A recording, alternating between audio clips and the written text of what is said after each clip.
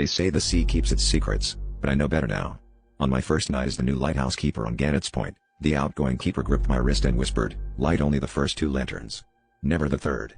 His eyes darted to the old, rusted lantern locked in a glass case, its wick untouched for decades.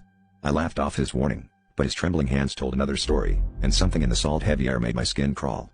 Still, alone with only the wind and the waves, curiosity gnawed at my resolve. What could possibly happen if I broke the rule? For days, I did as instructed, lighting the 2 lanterns at sundown, their beams sweeping the black water. But each night, the third lantern seemed to pulse in the darkness, drawing my gaze. On the 7th night, with the storm rolling and the radio dead, I found myself before the case, key in hand. My heart pounded as I struck the match and touched it to the untouched wick. The flame sputtered, then bloomed, casting an eerie green glow that seeped through the glass and out to sea. Almost immediately, the wind died, and an unnatural silence pressed against the lighthouse walls. The water outside began to churn, not with waves, but with shapes, pale, translucent figures rising from the depths, faces twisted in silent screams.